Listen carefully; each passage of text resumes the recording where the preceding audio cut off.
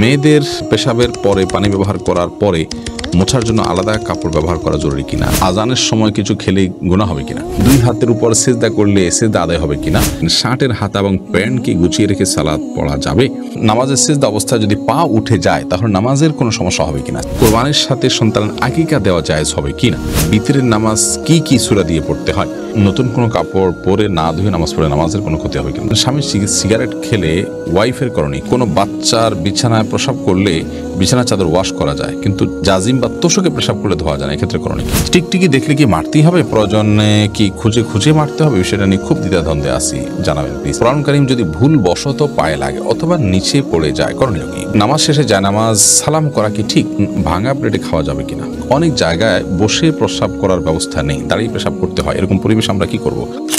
ফয়সাল আহমেদ আপনি লিখেছেন টিকটিকি দেখলে কি মারতেই হবে, প্রয়োজনে কি খুঁজে খুঁজে মারতে হবে, বিষয়টা নিয়ে খুব দ্বিধাদ্বন্দ্বে আছি, জানাবেন প্লিজ।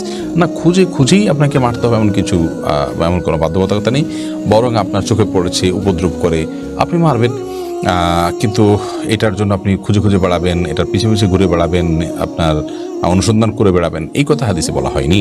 নাহিদা ইসলাম আপনি লিখেছেন নামাজ শেষে জায়নামাজ সালাম করা কি ঠিক, না জায়নামাজ সালাম করার কিছু নেই, সালাম করতে হবে মানুষকে, ডানে বামে সালাম দিচ্ছেন এরপর কোনো সালাম নাই, এরপরে কোনো কারোর সাথে আপনার হঠাৎ সাক্ষাৎ হয়েছে সেই জায়গা থেকে আপনি সালাম দিতে পারেন, কিন্তু জায়নামাজকে সালাম দেওয়া এটি কোরআন সুন্নাহর কোনো নির্দেশনা নয়। এটি যদি সালাতের অংশ মনে করি কেউ, সালাত পরবর্তী করণীয় মনে করেন কেউ শরিয়া দৃষ্টিকোণ থেকে, ইসলামের দৃষ্টিকোণ থেকে, তাহলে সেটি বরং বিদআতে পর্যবেসিত হবে। ইসলামের নামে মন গড়া কোনো কিছু করলে সওয়াব হয় না, বরং আরও বিপরীতে গুনাহ হয়। শেখ রোকনুজ্জামান লিখেছেন অনেক জায়গায় বসে প্রস্রাব করার ব্যবস্থা নেই, দাঁড়িয়ে পেশাব করতে হয়, এরকম পরিবেশ আমরা কি করব।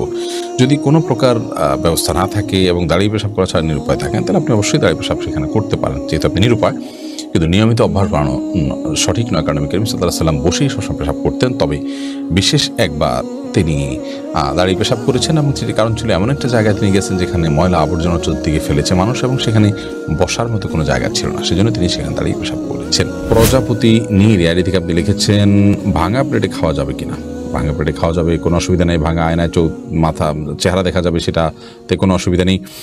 আমরা অনেকে মনে করি ভাঙা প্লেটে খাওয়া যাবে না, ভাঙা আয়নায় চেহারা দেখা যাবে না, এটা নিছকই আমাদের সামাজিক কুসংস্কার।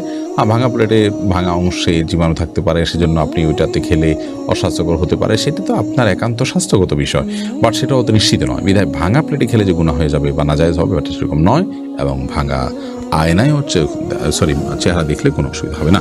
এমনি মুস্তাফিজুর রহমান আপনি লিখেছেন কোরআন কারীম যদি ভুল বশত পায়ে লাগে অথবা নিচে পড়ে যায় করণীয় কি, ভুল বশত পায়ে লাগলে অথবা নিচে পড়ে গেলে আল্লাহর কাছে মাপ চাইতে হবে, যদি এটা অনিচ্ছাকৃত তারপরে মাপ চাই নিতে হবে, এবং সেই সাথে ভবিষ্যতের জন্য এরকমটি না হয় সেজন্য সাবধানতা অবলম্বন করতে হবে। এর কারণে আপনার বিশেষ কোনো কাফারা নাই।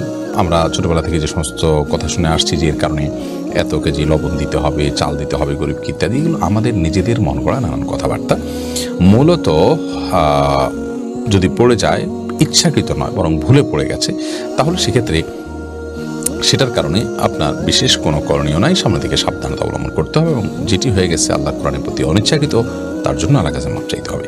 রাসেল ভূঁইয়া আপনি লিখেছেন কোনো বাচ্চার বিছানায় প্রসাব করলে বিছানা চাদর ওয়াশ করা যায় কিন্তু জাজিম বা তোষকে পেশাব করলে ধোয়া যায় না, এক্ষেত্রে করণীয় কি। যেই সব দ্রব্য, যে সমস্ত জিনিসপত্র, আসবাব ইত্যাদি, এগুলোতে পেশাব লাগার পর সেটা পরিষ্কার করার কোনো বই না, সেটা রোদ ইত্যাদি দিয়ে ওটা আলামত দূর করে ফেলতে হবে, এত বেশি রোদ দিতে হবে, এত বেশি আপনার সেটার দুর্গন্ধ দূরের উদ্যোগ করতে হবে যে সেটাতে নাপাকের কোনো আলামত বা নামলেশ নেই, তো এর মাধ্যমে সেটি পাক হয়ে যাবে। বিশেষ করে ফ্লোর, ওয়াল, গাছ, এই টাইপের অনেক কিছুই আছে যেগুলোকে ওইভাবে আসলে ধোয়া সম্ভব হয় না, তো সেগুলোতে নাপাকের আলামত যেটি আছে সেটি দূর হয়ে গেলে সেটি ব্যবহার করা যাবে।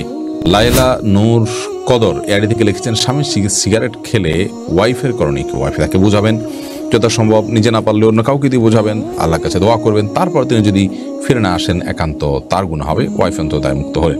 জুলেখা খাতুন আপনি লিখেছেন নতুন কোনো কাপড় পরে না ধুয়ে নামাজ পড়ে নামাজের কোনো ক্ষতি হবে কিনা, নতুন কোনো কাপড় পরলে সেটা ধুয়েই পড়তে হবে এমন কোনো বাধ্যবাধকতা নেই, কারণ নতুন কাপড় মানেই যে সেটা নাপাক, সেটাতে অপবিত্রতা আছে এমনটি তো নিশ্চিত নন আপনি, তাহলে এটি ধোয়াটা বাধ্যতামূলক কেন হতে যাবে। তবে হ্যাঁ, আপনারা যদি নতুন কাপড় কেনার পর দেখলেন যে সেখানে কোনো নাপাক আছে, তাহলে ওই জায়গায় সেই নাপাকটা ধোয়াটাই হলো আবশ্যক। অতএব শরীর দৃষ্টিকোণ থেকে নতুন কাপড় ধুয়ে পড়তে হবে এমন কোনো বাধ্যবাধকতা নেই। দিনের পথিক আইডি থেকে আপনি লিখেছেন বিতরের নামাজ কি কি সূরা দিয়ে পড়তে হয়। ভিতরের সালাতের প্রথম রাকাতে সূরা সাব্বিহিসমা রাব্বিকাল আলা, দ্বিতীয় রাকাতে সূরা কাফিরুন এবং তৃতীয় রাকাতে সূরা ইখলাস কুল হুয়াল্লাহ পাঠ করা, এটি সুন্নাহ। নবী করিম সাল্লাল্লাহু আলাইহি ওয়াসাল্লাম বিদেশ সালাতের সচরাচর এই সূরাগুলো তেলাওয়াত করতেন, বিধায় আপনি এই সূরাগুলো তেলাওয়াত করতে পারেন। নবীজুল ইসলাম খান আপনি লিখেছেন, কোরবানির সাথে সন্তান আকিকা দেওয়া জায়েজ হবে কিনা? কোরবানির সাথে আকিকা না দিয়ে আকিকা আলাদা দেবেন, কোরবানি আলাদা দেবেন, এটাই নিরাপদ। এবং নবী করিম সাল্লাল্লাহু আলাইহি ওয়াসাল্লাম আপনার আকিকার জন্য যে মাসনুন ওয়াক্ত নির্ধারণ করেছেন সপ্তম দিন, কোরবানির জন্য সেটার জন্য অপেক্ষা কেন করবেন? যদি কারো সপ্তম দিনটা কোরবানির দিন হয় এবং সেই দিনে গরুতে তিনি কোরবানির আগে একসাথে দেন, হানাফি মাযহাব অনুযায়ী হয়ে যাবে। বাট অন্যান্য উলামায়ে কেরাম অনেকে নিষেধ করেছেন। নিরাপদ মত হলো এগুলোকে আলাদা আলাদা করে দেওয়া। হাদিসে আকিকা এবং কোরবানি একসাথে দেওয়ার কথা বলা নাই, কিন্তু হানাফি মাযহাব উলামায়ে কেরামের বক্তব্য হলো যে যদি যেহেতু আকিকা এবং আপনার কোরবানি একই ক্যাটাগরির ইবাদত, সেজন্য আপনার দুইটা একসাথে দেওয়া যাবে। কিন্তু যেটি বলেছি অন্যান্য উলামাদের বিভিন্ন মত রয়েছে। সুমন আহমেদ আপনি লিখেছেন, নামাজের সিজদা অবস্থায় যদি পা উঠে যায় তাহলে নামাজের কোনো সমস্যা হবে কিনা? সিজদা অবস্থায় যদি পা সামান্য উঠে আবার আপনি জায়গায় নিয়ে গেছেন, কোনো অসুবিধা হবে না। আর যদি পুরো সিজদা জুড়ে উঠে থাকে তাহলে আপনার নামাজ হবে না, কারণ নবী করিম সাল্লাল্লাহু আলাইহি ওয়াসাল্লাম বলেছেন, আমি উমিরতু আন আসজুদা আলা সাবআতি আযমিন, 7টি অঙ্গের উপরে, 7টি হাড্ডির উপরে, শক্ত অঙ্গের উপরে আমাকে সিজদা করতে নির্দেশ করা হয়েছে। তার মধ্যে কপাল আর নাক, 2 হাত, 2 হাঁটু এবং 2 পায়ের যে আঙ্গুলগুলো সেগুলো। অতএব এগুলোর কোনো একটা যদি আপনার এই 7টি অঙ্গের কোনো একটি যদি সরে যায় সামান্য সময়ের জন্য অসুবিধা নেই, আবার তিনি জায়গা নিয়ে গেছেন। কিন্তু যদি পুরো সালাত জুড়ে, পুরো রাকাত জুড়ে, সিজদা জুড়ে তার এটা যদি পৃথক থাকে তাহলে সেক্ষেত্রে সেটি জায়েজ হবে না এবং সে নামাজ হবে না, কারণ এটা ওয়াজিব এই 7টা অঙ্গের উপরে সিজদা করা। আবু সাইদ আব্দুল্লাহ আপনি লিখেছেন, শার্টের হাতা এবং প্যান্ট কি গুছিয়ে রেখে সালাত পড়া যাবে? শার্টের হাতা এবং প্যান্ট গুছিয়ে সালাত আদায় করা মাকরুহ, নবী করিম সাল্লাল্লাহু আলাইহি ওয়াসাল্লাম নিষেধ করেছেন এটি, এই জন্য এটা ছেড়ে সালাত আদায় করতে হবে। তবে হ্যাঁ, প্যান্টের বিষয়টা হলো সেটা যদি কেউ টাকনুন নিচে পড়ে যায় সেটা থেকে বাঁচার জন্য গোছান, তা সেটা জায়েজ আছে, কিন্তু সেটা সালাতে শুধু না বরং সবসময় এরকম রাখতে হবে। এইচ.এম. হাসান লিখেছেন, 2 হাতের উপর সিজদা করলে সিজদা আদায় হবে কিনা? সিজদা করবেন আপনি জমিনে, হাতের উপরে সিজদা করবেন না। যদি কোনো কারণে হাতের উপরে কেউ সিজদা করেন, হয়তো জমিন তার জন্য উপযোগী না বা জমিনে করার কোনো ব্যবস্থা নেই, আদায় হয়ে যাবে তার সালাত। রাইসানি আপনি লিখেছেন, আজানের সময় কিছু খেলে গুনাহ হবে কিনা? আজানের সময় কোনো কিছু খেলে কোনো গুনাহ হবে না। আমরা অনেকে মনে করি আজানের সময় কিছু খাওয়া বা পান করা যাবে না, এটা করা যাবে না, ওটা করা যাবে না। আপনি যে কোনো কাজ করতে পারেন, টয়লেটে থাকলে আপনি টয়লেটে কাজও সারতে পারেন। তবে আপনি যখন টয়লেটে নাই, পবিত্র জায়গায় আছেন বা স্বাভাবিক অবস্থা আছেন, তখন আপনি আজান শুনলে আজানের জবাব দেওয়ার চেষ্টা করবেন। এটা হলো মূল কথা। খেতে গেলে খাওয়ার ফাঁকে ফাঁকে আপনি আজানের জবাব দেওয়ার চেষ্টা করবেন, কিন্তু আজান হলে কিছু খেতে পারবেন না এমন কোনো কথা নেই। এখানে বিষয় হলো জবাব দেওয়ার চেষ্টা করবেন যদি আপনি পবিত্র জায়গায় থাকেন। বিলকিস বেগম আপনি লিখেছেন, মেয়েদের পেশাবের পরে পানি ব্যবহার করার পরে মোছার জন্য আলাদা কাপড় ব্যবহার করা জরুরি কিনা? না, আলাদা কাপড় ব্যবহার করা জরুরি না। পানি ব্যবহার করার পরে যদি নাপাক দূর হয়ে গেছে মনে হয় তাহলে সেটি যথেষ্ট, আলাদা করে কাপড় ব্যবহার করার প্রয়োজন নেই।